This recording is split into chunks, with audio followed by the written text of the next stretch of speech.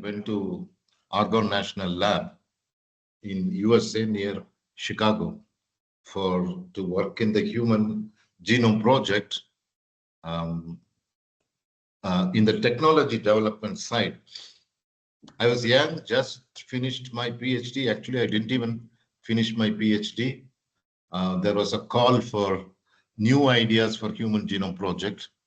Human genome project, by the way, started at 1990.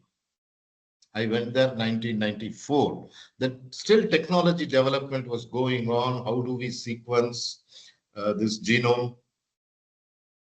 It was a huge task. I think hundreds of labs all around the world were involved, though there were 20 major labs. I worked in 2 of those major labs, and one of them was technology development.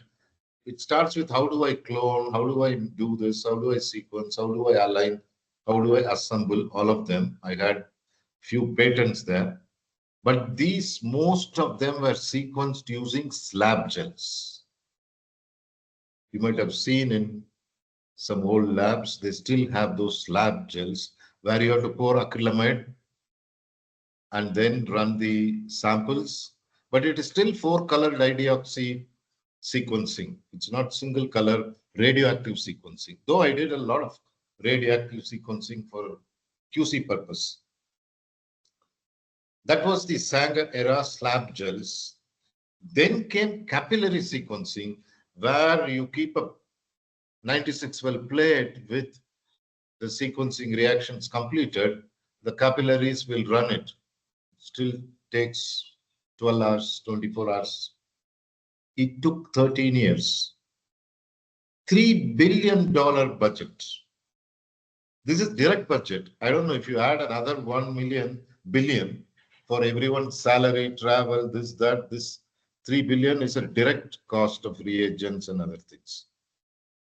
So it took 13 years. In 2002 or 2001, it was called closure, but 2003, it was officially closed.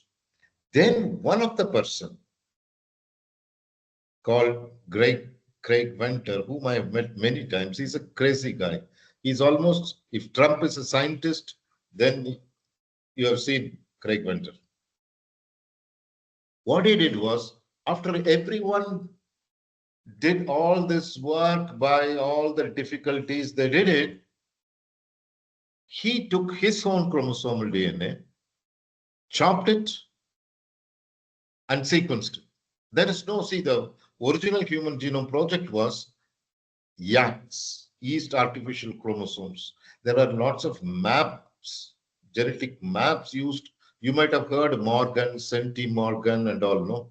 All those distances. And from the YACs, bacterial artificial chromosome were constructed. And from there, it was constructed into lambda. And from lambda, the sequence was chopped and put into plasmids. And then the plasmids were sequenced, by the way. The plasmids were sequenced, not PCR product. The plasmids were sequenced using forward reverse primer. And from the plasmid, they reconstructed the lambda. From lambda, the back, then the YAC, then the chromosome. And it was still, lots of them were not allotted to any chromosome. But during this time, this guy, Craig Venter, he said, I'm not going to do any of these things because there is a map. I will just shotgun it, which means I chop my DNA into small pieces around 1 to 2 kilobase. Then I sequence forward reverse and then map it onto this reference genome. And this reference genome was made from different individuals. It's not one individual, multiple individual, like a mosaic. Next slide, please, Saroj. So, how much, though it was completed, how much was completed? Maybe 90%, 93% of the genome was completed. Lots of regions, we don't know where it was. So can you put this, I don't think I can put the cursor. Below is the Sanger sequencer. Sanger sequencing technology was used. But if you go, then came the T2T, which was done from a cell line. Long reads, PacBio and ONT, really long reads. ONT gave very long reads. PacBio gave decent long reads. Using that, a gapless genome was done. Complete genome, and they called it T2T, though I think some telomeres were later resolved. This is in 2022. So we really had a human genome only in 2022. One part of it came from mosaic of multiple people, and the other part, this one, came from a cell line. So go to the next slide, please. Okay, this T2T is from a human female. That cell line is from a human female person, and there is no Y chromosome data. And then there was a consortium called Human Pan-Genome Reference was launched, because there is a lot of human variation, structural variation, this variation, that variation. So that was launched later. Next slide, please. Okay, now let's go to today's presentation. I don't want to take too much time on history. The current status is millions of shotgun sequencing of human genomes done. You might have seen Singapore whole population sequence, one whole city, right? Gulf countries are sequencing. But what is happening is they're not able to find real use for it. Okay, so what? There is some frequency of this mutation is there and that and this. Still, nothing much was being done. Then you see the next line, thousands of de novo genomes were sequenced. Most of them were done using Oxford Nanopore long reads. But those days, Oxford Nanopore long reads were not that accurate and not that long. And there were many near complete T2T genomes. What is T2T genome? You have to see all the chromosomes should be, both telomeres should be seen. You should be able to locate the centromere, and that it should be, there should be no gap, in the sense no chromosome can be split into two, right? So we have actually only a handful of true T2T genomes available. True T2T is only handful available, which everyone accepts it. But we took the challenge, Genotypic and Telomerics took the challenge of, can we do this T2T using Oxford Nanopores? They already have a recommended protocol, though we did some modifications, of what is called as ultra-long reads. Ultra-long read technology. It's not just long read technology. Saroja will tell what is this ultra-long read technology, and you should not use any reference genome. And how can you achieve this T2T? We attempted T2T before that also I think Saroja will help tell you. So what is available before Saroja comes in and speaks is we provide this service of T2T, either human genome, rice genome, or anything you want. Telomere to telomere. Smaller the genome, it will cost less time, less money, and easy to do. Like Arabidopsis, which is much smaller, like a rice plant. And then Genotypic also provides instrumentation, reagents, and support people who want to do either long read for epigenetics, methylation, and other things, or even for T2T. So these are available from us. This T2T genome was launched during the Genomics India project, Genomics India conference 2025 at IASC just a month ago, 2 months ago. So now I welcome Saroja to explain further. Thank you very much, Dr. Raja, for your kind introduction, as well as giving a base to start my talk on. So today's talk is mainly going to be completely on assemblies and how do we achieve T2T assemblies, different approaches and their applications. Sorry. What do you mean by genome assembly? Assembly is a process of construction or reconstruction of the entire genomic DNA sequence of an organism with the data that is generated from next generation sequencing technologies. As Dr. Raja explained, next generation sequencing technologies generate lot of short reads which have to be then stitched and made sense to know the complete picture of the whole genome. So there are two main approaches for assemblies. One is a reference-based assembly and a de novo assembly. Reference-based assembly makes use of already available references to map the reads and then create an assembly. These assemblies bias as they go, or they are as good as the reference genome is, and they might also miss novel elements that are present in your genome. Whereas de novo assembly is complete reconstruction of the genome from the scratch using the newly generated read and constructing the assembly stepwise to achieve high level assembly. So there are two types of assemblies. There is a difference between draft and finished assemblies. Most of the earlier assemblies, what we have got are draft assemblies. What do I mean by that is they are all present in multiple contexts as bits and pieces where you cannot make a complete picture of what the whole genome would look like.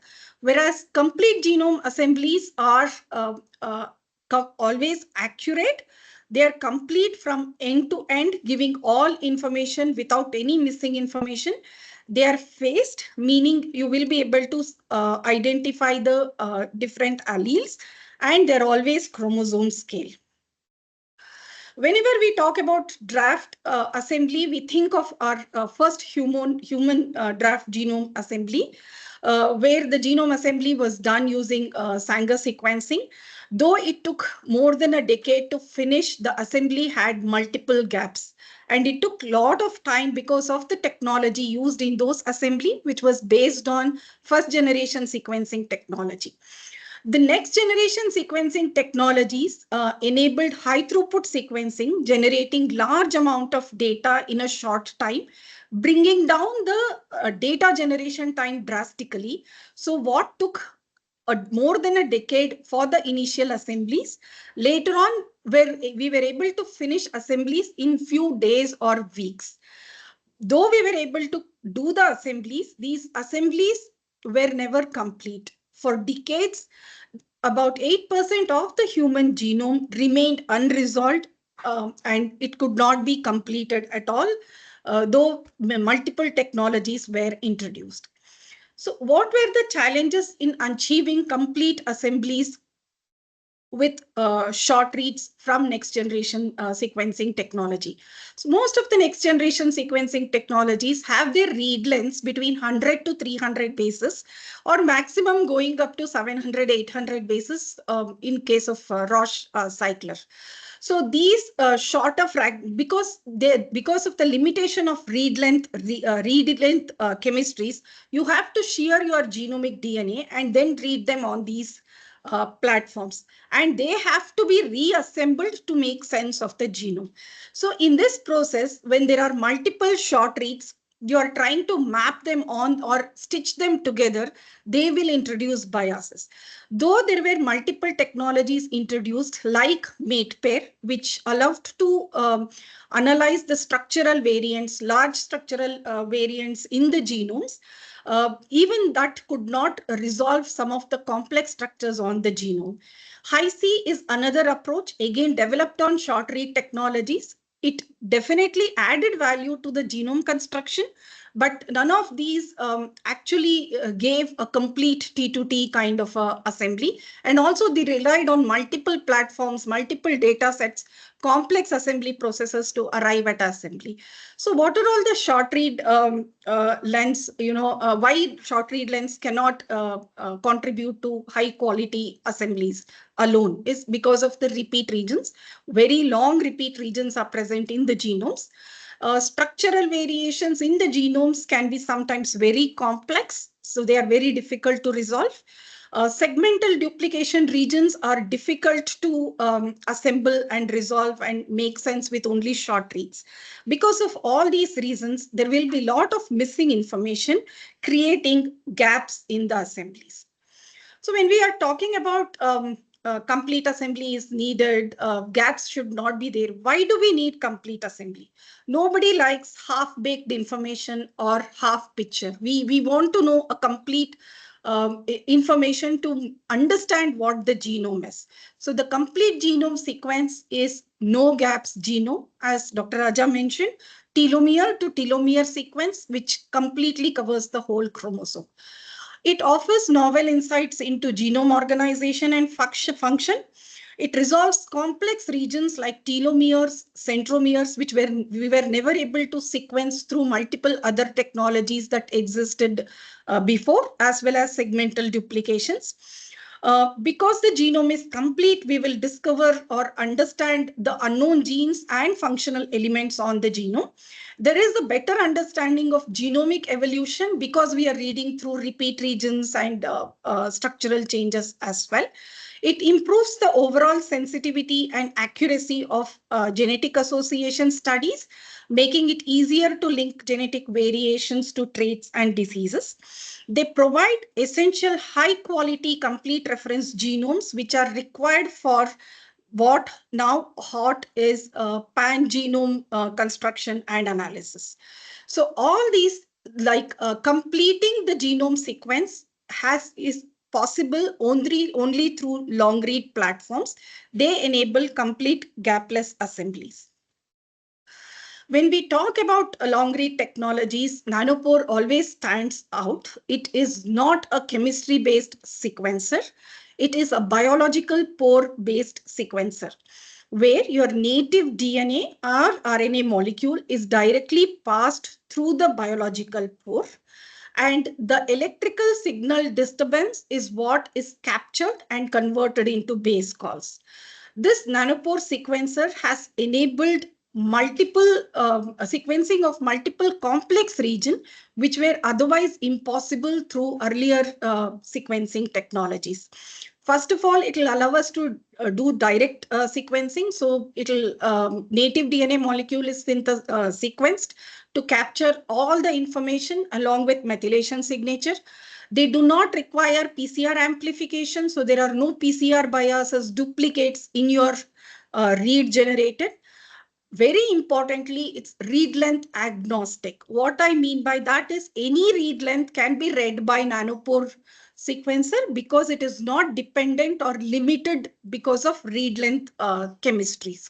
So all these make nanopore an ideal choice for generating data which is worthy for or which contributes for T2T assembly analysis. Nanopore data, a single data point contributes to analysis of several queries of the genome, SNP, methylation detection, structural variant detection, phasing, as well as assembly. So it's a complete package in one sequencing. So when we talk about T2T assembly for higher organisms, you always, since the organisms and their genomes are going to be complex, you need multiple data sets to complement and arrive at complete assemblies. One important requirement is high accuracy reads. They contribute to finishing the genomes, error correction, and polishing the final consensus to get near perfect base level accuracy of the genome sequence. Ultra long reads add unique value to the genomes because they are ultra long. They can span a very long contiguous region on the genome, including repeat regions, so that you can assemble and make sense of the genome easily. They resolve repetitive regions very well, and even complex structural variations can be captured using ultra-long read. The third component is a Pore-C, which is very similar to Hi-C, which was developed for short read platform, but much more informative than Hi-C because it allows us to capture three-dimensional organization of the chromatin. It helps in data scaffold and correct the draft assemblies into chromosome scale assemblies. Let's now go one by one to understand how these sequencing is generated and what they contribute to. So ultra long read on nanopore has a specialized protocol for extraction, library prep, as well as sequencing. It can generate very long reads from 20 kb to up to 4 MB length. As I told you, it's read length agnostic. There is no limitation to the read length it can generate. The only limitation here is the quality of DNA. Very high, ultra high molecular weight DNA extraction is essential. Based on the organism and type of tissue we are working with, we will have to optimize the DNA extraction to do efficient ultra long library sequencing. So library sequencing is done using specialized kits and sequenced on nanopore platform to generate read lengths. And these read lengths, as I told you, goes beyond 20 kb, and it can be MBs of length. How does ultralong read contribute to assemblies? These ultralong reads play a role in high quality assembly of both large and small genomes. Though some plant genomes are smaller, they are highly repeat rich. They would also need ultralong read to resolve the genome structure in a better way. They span the entire repeat region, which are centromeres and telomeres are highly repeat rich regions, and they're difficult to resolve. Ultra-long reads resolve them very easily. And also segmental duplication regions, which are otherwise difficult to resolve by short read. Uh, the structural variants can span a very longer lengths on the genomes. It will be very difficult to establish the precise break point unless the read spans that length. So the precise breakpoint mapping is possible using ultra-long read. They help resolving haplotypes and also distinguishing alleles. Ultra-long reads play a very major role in high repeat-rich and polyploidy plant genome assemblies. Ultimately, these are the reads that will reduce the number of contexts and scaffolds, leading to nearly gapless genome assemblies. The next sequencing data generated, or which is important for assemblies, is a Pore-C sequencing on nanopore. It's a very unique workflow offering from nanopore, which captures 3D genome architecture by linking sequences that are physically close in the nucleus. As you see the protocol, everything happens inside the cell, where first step is the cross-linking, followed by permeabilization. Restriction digestion happens inside the nucleus. Proximity ligation also happens inside the nucleus. So all these processes happening inside the nucleus makes it more robust and highly sensitive method to understand the 3D genome architecture. Now, how the Pore-C sequencing contributes to assembly is through chromosome scale scaffolding. It reveals which contig belongs to which chromosomes and the relative order and orientation. So helps in bridging large gaps on the chromosomes. Though structural variants can be detected well by ultra-long reads, High-C or Pore-C kind of a data also adds to resolving complex structural variants that otherwise may get missed, which will involve multiple breakpoints and rearrangements. By this contribution, it ensures structural accuracy in the genome assembly. Phasing of haplotypes is also possible through Pore-C, as by linking distant genomic regions within the nucleus. It provides long-range phasing information, enables haplotype resolved assemblies. Pore-C also links, as it captures all the interactions within the nuclei, a lot of regulatory elements like enhancers, promoters, insulators might be interacting or will be interacting with their target genes. This linkage and this interaction is also captured through Pore-C sequencing. If I compare Pore-C to Hi-C definitely has added value and contributed to improving the assembly. But Pore-C takes it to the next level as it is a long range and multi-way contact information will be obtained through Pore-C data. If you see these two comparative images, the Pore-C data establishes very high sensitivity of the contact maps when compared to Hi-C. And in case of Pore-C, there is no PCR reaction involved at all. So directly native DNA is sequenced. One, it eliminates PCR amplification biases. Second, it also retains the methylation information of the data. And since the nanopore sequencer is not biased towards GC-rich regions and AT or GC-rich regions, repetitive and GC-rich regions are also resolved very well with high contiguity using Hi-C data. So the first human T2T assembly was possible only after almost 2 decades of initial draft genome assembly. And this was largely enabled by nanopore data. Nanopore long reads resolved centromeres, acrocentric arms, and satellite DNA, making T2T assembly possible. Though multiple technologies were used and each of them had their contribution in assembly, nanopore played a major role in establishing T2T assembly for human genome. So any existing data from any sequencing platforms can be complemented with nanopore ultralong reads and Pore-C reads to assemble the complete T2T genome. So once this T2T genomes were like people started working on it, nanopore did a T2T assembly only using of human genome only using nanopore sequencer. It used high accuracy reads, Pore-C as well as ultra-long reads, achieved complete haplotype resolved Q50 quality human assembly through sequencing only on the nanopore platform. Now, with the combination of ultra-long reads and Pore-C, we are able to achieve high quality assemblies, which I'll take you through in next couple of slides.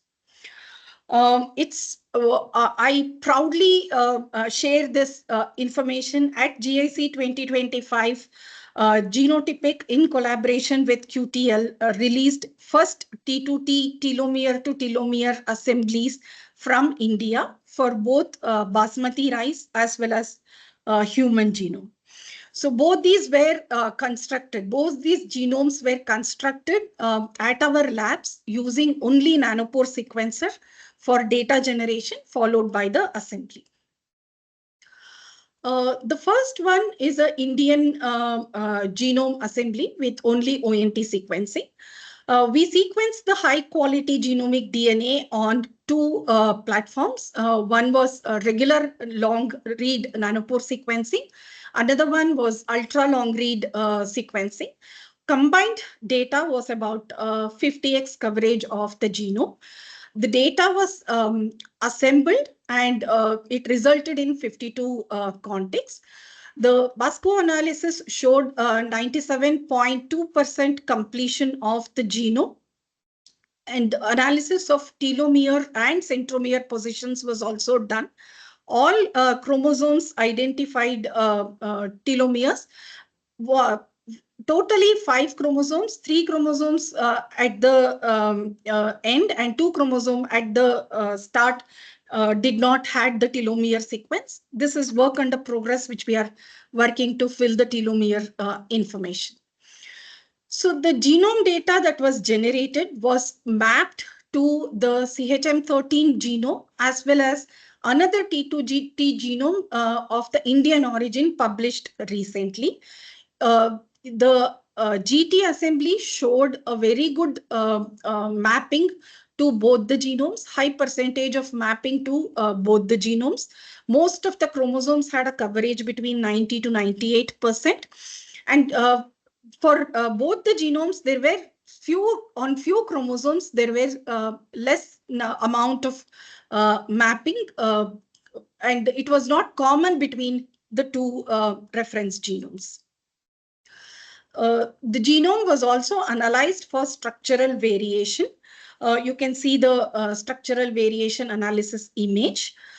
We found an inversion spanning approximately 11.3 MB with respect to CHM13 reference genome, whereas chromosome X exhibited significantly higher number of deletions and insertion in the GT sample compared to the other Indian genome that was published elsewhere. This also establishes the importance of sequencing more T2T genomes, because as each genome is unique, it might have unique structural variations, which will otherwise, if you just do reference-based analysis, it would be difficult to identify those differences.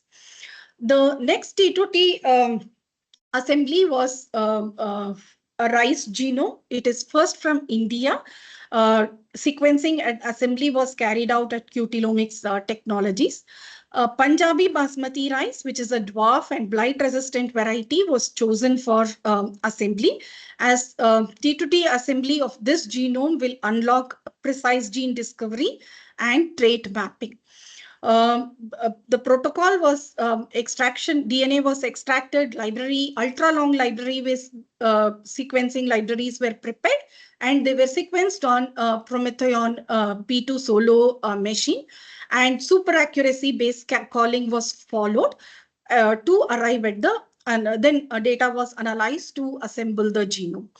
So totally about 85x coverage of the data was generated for this basmati rice plant. The average N50 was 21.5 kb. The genome assembly showed 99.5% completeness, and the N50 value was 31 MB. We also analyzed the telomeres and centromeres of this assembled genome. All chromosomes, all 12 chromosomes identified centromeres. Telomere was missing from only one chromosome 9. So we could also assemble the organellar genomes like mitochondria and chloroplast. So this whole workflow of assembly of rice genome using only one technology demonstrate that near T2T plant genome assembly is achievable with nanopore ultra-long reads alone. While we are talking about T2T assemblies, it is also important to look at what are the applications, real-life applications of T2T assemblies and generating high-quality reference genomes. So this is one such example. Usually the structural rearrangement, especially in the highly repetitive heterochromatin regions, are very difficult to resolve and understand the breakpoint, exact breakpoint, especially inversions, because inversions are copy number neutral stage. There is no change to the chromosomal content of the genome, and they're usually associated with the highly repetitive regions. So this is a real life application of the nanopore sequencing when there were a lot of miscarriages due to this chromosomal rearrangements. In this case, both the parental samples were sequenced, aligned to complete T2T assembly CHM13, and detected precise breakpoints of inversion and translocations close to the centromere. Using this was followed by haplotype analysis or SNP analysis in that inverted region to associate haplotype to the inverted region. Followed by this, haplotype linkage analysis was then performed on the blastocysts to select for a healthy embryo so that the miscarriages and fetal malformations could be prevented using nanopore long read technology as well as T2T assembly. Applications of T2T assembly in plants is vast. Plant genomes pose unique challenges when compared to other eukaryotic genomes. There is a different level of ploidies from diploid, tetraploid to polyploidy, which poses a great challenge in assembly. And also the repetitive regions are very long and they are very similar sequences. Also transposons add to the complexity. But T2T assemblies contribute to resolving all these structures efficiently. They help in elucidating the role of repetitive element in gene regulation, construction of pangenomes. Pangenomes were initially constructed mainly based on gene regions, but now with complete T2T assemblies, you can make use of repetitive regions, intronic regions, making complete sense of data and comprehensive comparison between the genomes. Functional genomics as well as genome-assisted breeding and targeted genome manipulation. All these are possible with T2T assemblies. T2T assemblies contribute to comparative genomics. Here I have taken an example of pair cultivars. Two cultivars, Asian and European cultivars, they were completely sequenced, like telomere to telomere sequencing was done and compared. So it allows such a comparison allows us to compare all across regions like intronic regions, repetitive regions, genic regions, structural variant regions. All regions can be compared. So even highly repetitive centromere and telomere regions can be compared when the assembly is T2T. All regions can be made sense like coding, non-coding, as well as repetitive DNA. Because of this, the gene annotation would improve because we are not missing any information. Genomes are complete. We can have better identification of the genomes as well as their annotation. So such T2T genomes lead to better understanding of genetic variation across different species. T2T genomes also help in understanding evolutionary biology. By understanding genome structure and evolution, they provide insight into chromosome structure and stability. They allow us to detect evolutionary events by analyzing genome duplication and transposable elements and how they contribute to differentiation, adaptation, and genome evolution.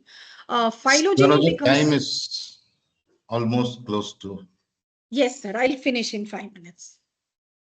So they contribute to phylogeny and characterization of genetic diversity. The example I have cited here is of a fish species where two closely related fish species were sequenced T2T assembly, and they were compared to identify the contributing factors for their adaptation to different environment. So there are several publications have come out and coming out citing only nanopore or using only nanopore sequencing for T2T assemblies. And this is growing. To summarize, T2T genomes are of immense value in diverse fields. Nanopore offers cost-effective single platform solution to T2T assemblies. First complete human genome was possible due to ONT ultra-long reads. And the applications span medicine, agriculture, evolution, and fundamental biology.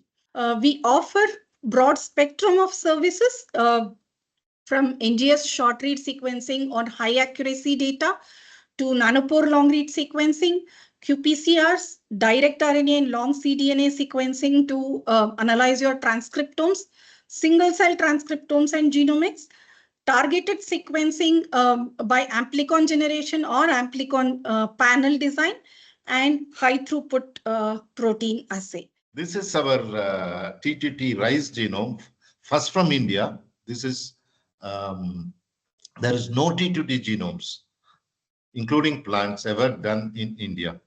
So this is folks from Telomerics and Dr. Sri Vignesh and few others are from the Central University in Tamil Nadu, Tiruvarur, and then Nihar, Sudha, all from Genotypic. So here, as Saroja would have told, but this is the announcement we made in Genomics India. So I just want to refresh everything. So almost all the basmati, this is just using only ultra long reads. We didn't even use Pore-C. You can see almost every chromosome. We got both the telomeres and the centromere. And you can see only one chromosome 9 where we could not get the telomere. So this is amazing, and this is approximately maybe 1 or 1.5 flow cells, that's all, because the rice genome is smaller. So this is, we feel that this is going to make a big difference. And here also, like Saroja said, you want to send the samples, we provide service, or you want to set up the nanopore, it won't cost you so much like all these short read machines. You don't need millions of dollars or very bioinformaticians and lots of people to run a nanopore sequencer. It's easy to use and we can set it up for you and help you also with that. So the rice genome conclusion is just Oxford Nanopore ultra long read but we used super high accuracy base calling, SUP base calling. You cannot use normal base calling. We also supply the servers which can do the SUP base calling, and this data came from just one flow cell. Then comes our first human T2T. This is a secret sample called James Bond 008 sample from a South Indian. It's called Kongunadu region. You can see the link, biotechnic link, where it's coming from. So this is done at Genotypic. Here are our authors. I thank all the authors. Nigar, Abhinaya was the one who ran all the projects. Priyanka, Meenal, Sudha, we all together made the T2T assembly. Here also you can see 1 or 2 chromosomes, particularly the Y chromosome. Even the published human T2T is only for the X chromosome. Some regions are not clearly mapped, and one chromosome is broken, she would have told. So that we are planning to, or it's already on the process, use Pore-C to fix it. So we were checking how much we can do without anything else, just ultra long read. So I think we are almost there with just ultra long read. Pore-C is needed just to connect some of them. So that's it, everybody. Thank you.